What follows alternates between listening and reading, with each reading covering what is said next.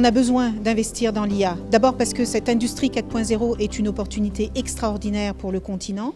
Ensuite parce que cette opportunité, elle s'exploite. Il ne vous a pas échappé qu'aujourd'hui, les deux grands pays qui tirent le meilleur parti de l'intelligence artificielle, ce sont les États-Unis avec les GAFA et l'Asie avec les BATX. L'Europe a abandonné la bataille.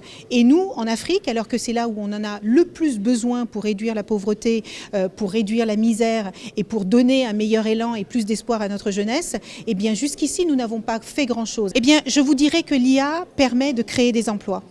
Je vous dirais que toutes les nouvelles technologies disruptives, comme la 3D, comme l'intelligence artificielle, comme la réalité virtuelle et augmentée, offrent des opportunités de créer des jobs. Aujourd'hui, avec votre ordinateur et une bonne connexion Internet, vous pouvez vendre votre beurre de karité dans le monde entier. L'Afrique ne manque pas d'opportunités, l'Afrique manque de moyens. Et si nos gouvernants s'associent avec les sociétés civiles, avec les entreprises privées, avec les organisations internationales et avec les académiques, et que nos chefs d'État ont une vision claire d'intégration de l'intelligence artificielle dans notre stratégie globale pour le développement et la croissance économique du continent, il n'y a aucune raison pour que nous n'y arrivions pas. Certains pays s'y sont déjà engagés, on voit le résultat, il faut que les autres prennent la cadence. Moi je suis très fière de voir ce que l'île Maurice a réussi à faire. Je suis admirative de voir comment le Rwanda est sorti de cette situation terrible dans laquelle ils étaient il y a à peine 20 ans,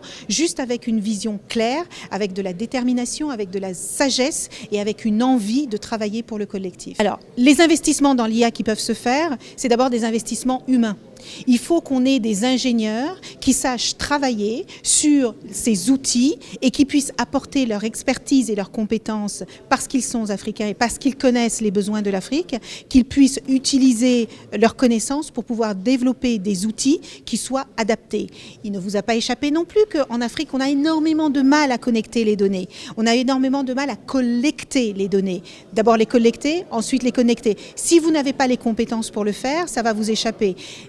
On dit que ceux qui vont avoir les plus grandes richesses de demain, ce sont ceux qui possèdent la data. Mais posséder la data, c'est une chose, savoir l'exploiter, c'est une autre chose, s'assurer de protéger les citoyens, c'est encore une autre affaire. Et pour arriver à ça, il faut des gens qui sachent ce dont ils parlent.